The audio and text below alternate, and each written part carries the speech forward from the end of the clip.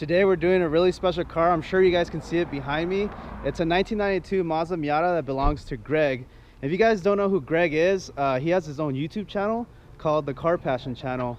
And I started following him a couple months back when I started Project Miata. And we connected, and we're actually going to do an episode, which I'm pretty excited about. So let me introduce you to Greg real quick. There's Greg. What's up, everybody? And then here's his car. So let's talk about your motor. Because this is like the big part of his Miata that's pretty different and separates him from other guys. What do you got going on? This is the original 1.6 liter that came in the car. It's got 213,000 miles on it, and internally it's untouched. From the valve cover to the oil pan, it's all completely stock. And then I just have a Garrett turbocharger, and I run it on E85, and it makes pretty good power. How much power? Well, what kind of dyno have you dynoed it on? On a dyno jet. Dyno jet. How much horsepower did you put down on a dyno jet? They made 276 wheel horsepower. Okay. All right, that's not bad. And what's the difference to you from the stock setup? Like, how did it feel? Like, it was a big difference? Was it a game changer? The first time I drove the car with a turbo on it, I will never forget that. And it was only making about 170 horsepower, and it was life changing. Okay, cool. And what turbo did you say you're running? This is a Garrett GT 2554R. Okay. So I noticed you have a OEM looking manifold. Is that a Mazda turbo manifold or aftermarket? No, that's actually from a company called Bell Engineering. It's a cast iron log style manifold. And really, if you're going to turbocharge your Miata and it's going to be a street car, those are the most reliable manifolds to go with. You can take it to the track. You never worry about breaking or cracking those things. You see them for sale 10 plus years old all the time. And how much does that manifold retail for? Because it's around $390 or so. So they're really reasonable also. So okay. it's a really popular choice for people that are boosting their Miatas. Yeah, if I ever go turbo on my Miata, that's the setup I'd want to go to. I feel like those are the most reliable. I used to have a SR20 DET, and we would put aftermarket manifolds, and it never lasted, and we just leave the stock ones and they last forever. Yeah. And actually, my cousin's Evo, he poured and polished his log. Okay. Well, he bought it poured and polished. We don't know if it ever did, but we went that route instead. Yeah, because those are reliable. This log is actually has a divider in the center of it, so it's not a twin scroll, but it has a divider to help the exhaust pulses from fighting each other. So it helps to spool up a little bit. It's a little bit better than just a standard log where the exhaust is really fighting itself inside the manifold. Okay, cool. And internally, it's stock. Yes, completely stock. Okay. Cams, the heads never come off. Stock head gasket, stock head bolts. And I noticed you did the cooling reroute. That was one of the first things I did to the car. I read a lot online about it, and it seems that is very important for a Miata that's going to be driven hard, driven at the track, and especially turbocharged. Okay. So you can see the normal Miata goes from here to the radiator. I think it's here on this I wanted to. And he goes straight to the back. That's pretty interesting. I got to read up about that. I've seen it, but I've never really done my research. Yeah. That's actually how this engine was originally designed, was to pull the coolant from that side of the engine. Oh, really? It came from a front-wheel drive car. What? The 323, this engine. So it was, 90 degrees rotated, and they pulled the coolant from that side. And when they built the Miata, they said, "Oh, well, we'll just use this engine in the Miata. It's a good engine. We'll just pull the coolant from the other side. No big deal." Okay. And then later down the line, when people started getting into racing and especially boosting the engines, they would have failures on cylinder number 4 because it was getting too hot, because the coolant doesn't flow the way Mazda engineered it. Okay, that makes total sense. And then you have some crazy MSD like coil packs, or is that what they are, coil packs? Those are actually from an LS2. Okay. Yeah, and those are one of the hottest coils available. Because the original ones sit in the back, right? Right. Yeah. And I was having issues above 10 or 11 PSI, getting intermittent misfires, and I just decided to go ahead and upgrade. Okay, so the only MSD thing is the little cables. Just the boots, yeah. Okay. They're actually factory Miata spark plug wires. I just changed the terminals and the boots. Cool, cool, cool. All right. And it seems like you're running coilovers. Yes. And tell me your wheel and tire setup. They're Rotogrid concaves, 15x9, and I run 20 millimeter spacers, so the effective offset is +16, and I run NT01 in 225 45 15s. They look really nice, man. The offset looks perfect.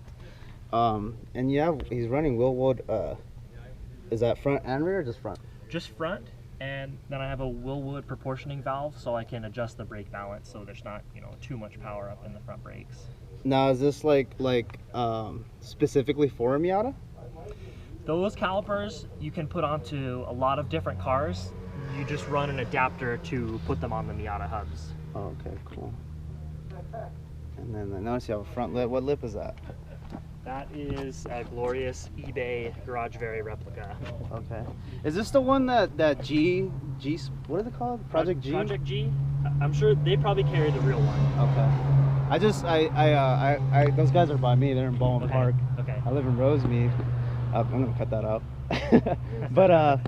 But yeah, I went and talked to those guys, and they're pretty cool. We're supposed to do a review shop video kind of thing. That'd be sweet. We're gonna try something new, and they're really into like RC drifting now. Yeah. That's like really big thing with them. They kind of maybe not really changed directions, but they added that to what they do. Yeah. Okay, and then you have these vents. I've seen these online. I really want these for my Miata. I've heard that people are having problems like burning these lights. Is that a common problem? I haven't had that problem. Actually, these come with a little lens that goes over the light. Okay. I just thought it kind of looked a little bit better with them taken out. Okay. But no, I haven't had any problems with them. Okay. And are these like the real ones or replicas? Those are also eBay specials. Okay, cool. They fit decent. I'm sure the real ones fit better. Yeah.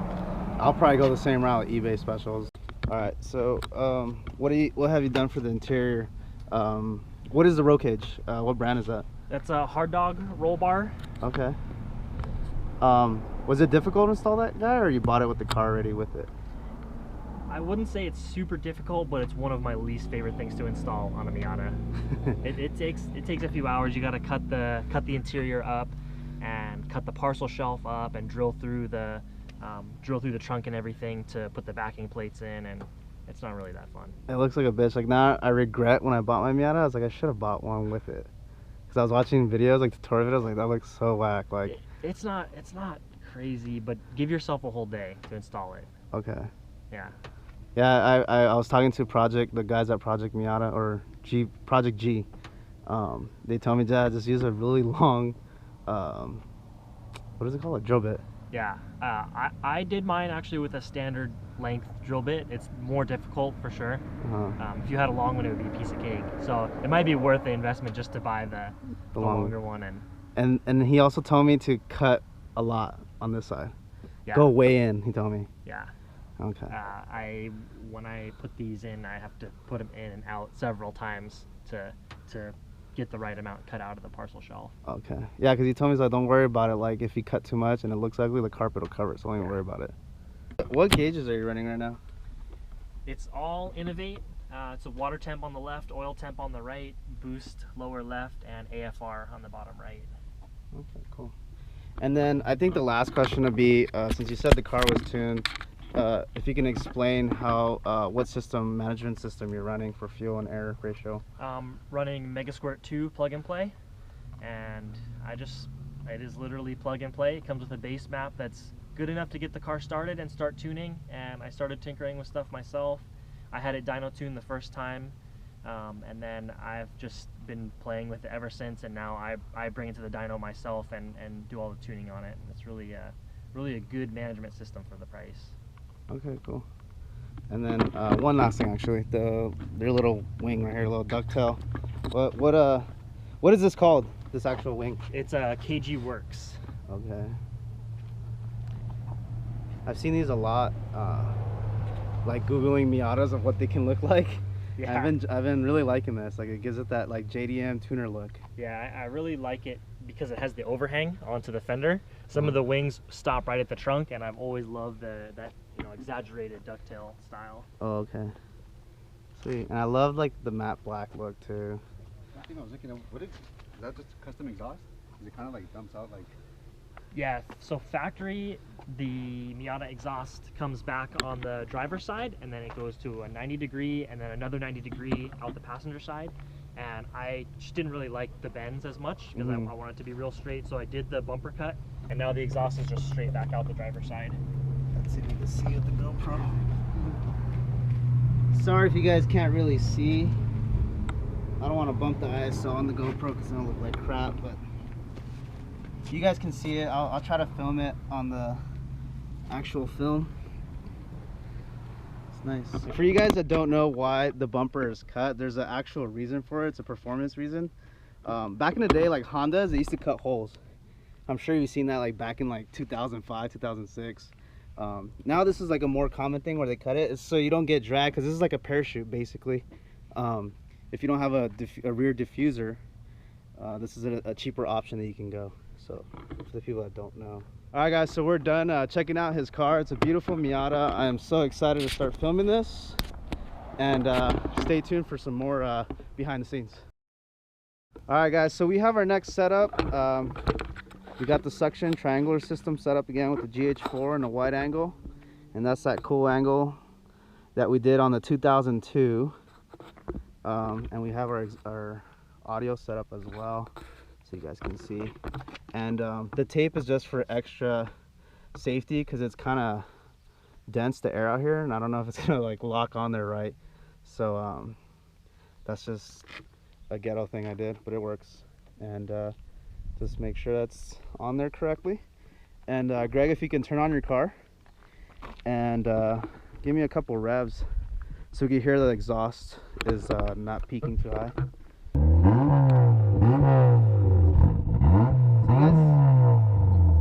So you guys can see their levels are nice and set up. All right, so we're ready to start shooting the next shot. So we're gonna hit record and close the LCD, and then let Greg drive into the canyon. All we need is like 30 seconds of footage. Okay. So we could cut in and out of it. Okay. So I'll just find the closest place I can turn around. Turn around, yeah. Yeah. And then just glance back there and make sure it's still sitting there. But it should be fine. Okay. All right, man. Be safe. Okay. Super humid. You guys remember this car? What episode was this? 3? Yeah. 3. Episode 3. For you guys that don't know, Jovany is actually my cousin, so that's why he's always around. He'll help me from time to time when he has time. He's a busy man, and well, there goes Greg. I think it's so nice, dude. Like that fitness. Oh, it's gonna sound sick. That sounds super nice. So I was saying earlier, you guys seen this car before. Jovany actually drove down from the Los Angeles area. We came over here to Greg, to his canyon that he runs out here in We're about 2 hours away. Yeah, 2 hours away. We're in the San Diego area, not too far from Carlsbad, I believe. And I don't know what the canyon is called. I'm not even sure either. And Jovany's gonna be the camera car today. And we came all the way down here on 85. I know, and I'm kind of shitting it right now. Most likely we're gonna have to go back on 91, but it's cool. Do you want to do a testament about how the turbo's been and how reliable it's been or anything like that? I really can't, because the car's on it daily. Are you satisfied with it? Yeah, I mean, it's like I said, it's not as responsive as a stock one. Obviously it's a little bigger, so it lags a little bit, but when it kicks in, it feels good. But I mean, yeah, because on the video that we did, what is it called? What's the video that we did, the last video? The Dyno Day video? We never really filmed Jovany driving it with the 85. We actually drove it home on 91. I know, I was super bummed. Yeah. I was like, dude, because when we got there, I didn't think about it. The car was already on probably more than half a tank of E85. Yeah. And I didn't think about doing 91 first, then leaving off with E85. Yeah. So we ended up leaving with a freaking full tank of 91. Yeah. So we had to drive it home on 91. And we're like, damn. And we totally did it backwards. You want to go get tuned on? But no, actually, it was kind of a good thing though at the same time, because when it did get tuned on E85, it's been on E85 forever. So all it had was E85, so it wasn't mixing with 91. Okay. So that was a good thing actually. That's what Rick told me, which makes sense. All right, so Greg's coming back now after his run. We're gonna check out that footage real quick. See how he's doing.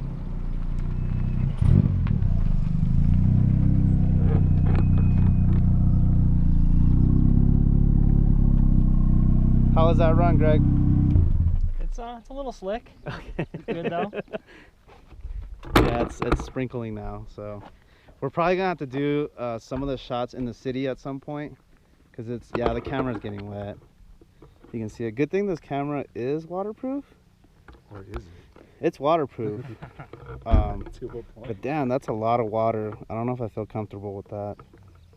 That's a lot of water. All right, guys, we're gonna call this location a wrap because it's way too foggy, and the camera got so much condensation that the camera was like dripping wet by the time we got back. And I'm scared that I believe the GH4 is waterproof, but I don't think the Tokina lens is because it's a cheaper off-brand lens. So we're gonna head back down to the city and we're gonna follow Greg down the canyon. All right, guys, so we found another location where we could do some canyon shots. It's more like a road out here. It's the bottom of the mountain and there's no fog up here, so the camera won't get wet, so it's a good thing. And Greg's ready to do another run. Show you guys the setup real quick. We got the mic set, and this is the new angle that we got, and it's pretty much just a driving shot. And we'll hit record and then send Greg on his way. Oh, and another thing, since there's oncoming traffic, just watch the distance so it doesn't smack another car. That'd be bad. That's back and like, dude. So if you could stay on the outer side, it'd be great. You're gonna have us like this. Yeah. Rancho something.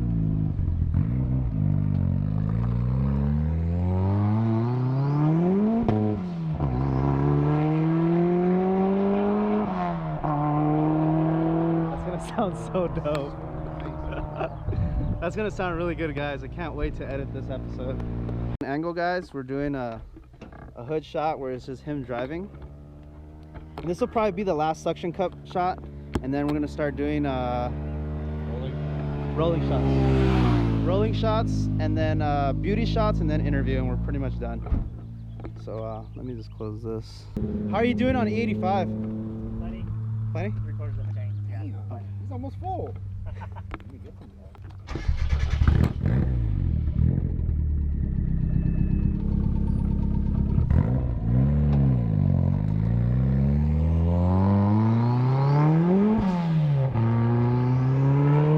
Setup, it's the chase shot. We hooked up the suction cup to the Evo, which should be pretty sweet. We're just gonna be cruising and show you guys a shot that we have. There it is. So what are we doing? Just gonna drive down. All the way down? Suction cup back there. We're gonna start rolling out.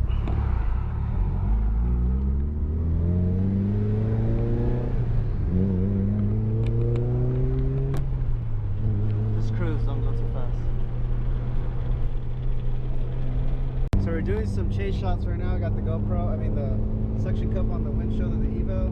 Chasing Greg and his Miata. Jovany's doing some left foot action in there. Yeah. Getting down.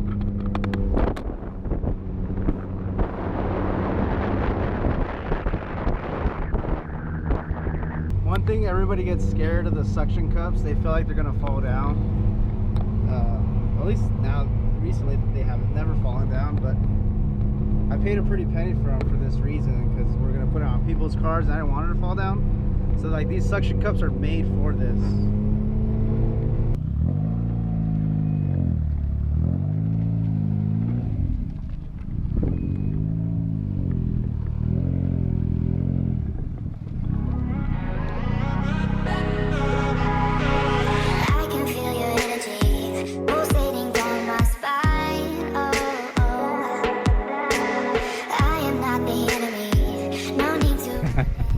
Alright, so we're gonna do the TJ Hunt challenge. If you guys haven't seen or know who TJ Hunt is, he reviews a lot of cars. I watch his channel, I'm a big fan, and I watched that episode where he stalled his clutch. So I want to see how hard it is to drive the Miata and see if the clutch is really hard to drive. And let's see what happens. What was that? Just to start it, you need a little bit of throttle. Nothing to do with letting the clutch out. To get the motor running, you do need a little bit of throttle because it has no idle valve or anything. And the clutch has right at the bottom. Pretty close to the bottom.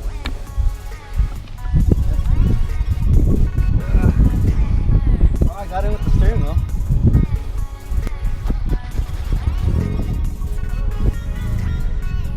Let's see if I stop. Whoa! Stop. Oh, well, you did it on purpose?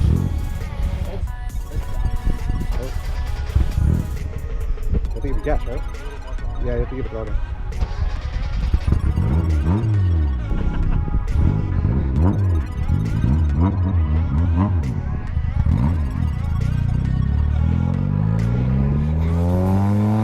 So it is hard to drive. I'll give you that, TJ Hunt. It's because the reason why is like there's this much play before the clutch grabs. I think that's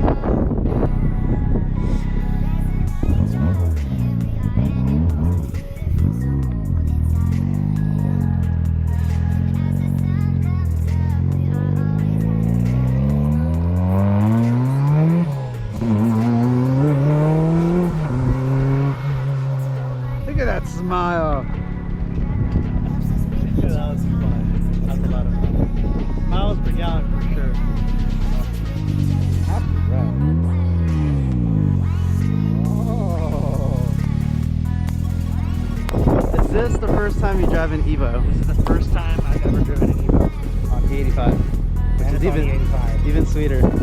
And you guys know the mod list. We did a feature on it, and you guys seen Project Evo 9. I'm gonna go along with you just to film your reaction.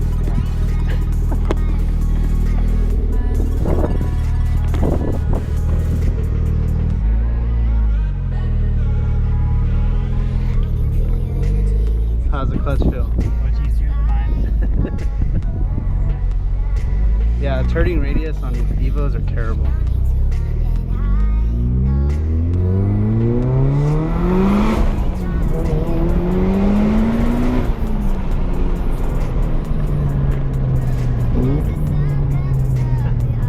That might be a little quicker than my car.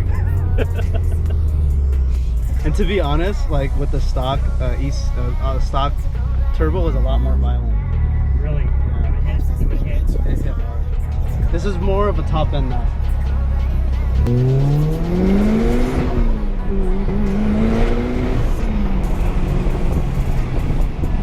That's kind of fast. Wow. So what were your impressions of the Evo?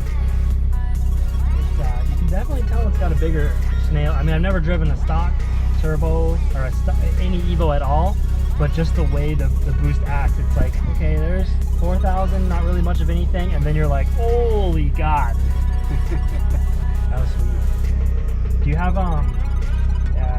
is the wastegate routed back into the exhaust, or is it a screamer? No, it's just the exhaust. Back into the exhaust. It's so loud when the boost comes on. Yeah. That's sweet. That is awesome. We need more power. This is the owner, by the way. You guys should know that, Jovany. We have, I mean, we got 2 lanes if it's open enough. We want to do a quick 2-3 or something. We have a race going. It feels so I'm laughing at me. I was like, They're gonna run on this little stretch. They're gonna do a second gear roll and punch it from second gear to third and then let off. So this should be interesting.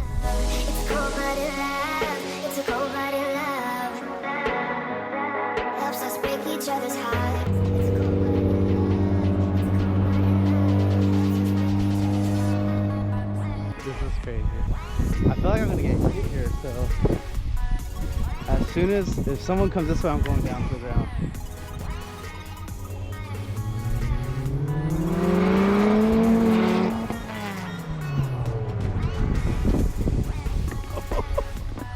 It looked pretty dead even, I'm not gonna lie.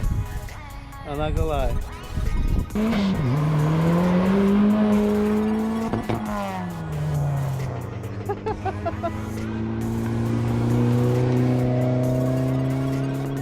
I'm going behind the crash pad right here.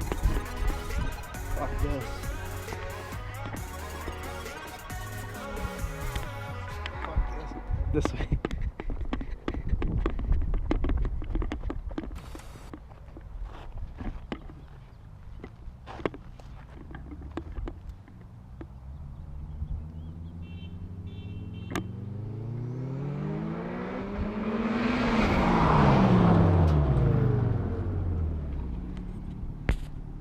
It seems like the Miata let off a little bit. So I took those negative opinions and put them as a positive towards the build. I built the car the way I wanted to do it. I didn't let the negativism affect me. If you feel passionate about it and you feel you're doing something right, go for it. Doesn't matter what anybody's gonna say.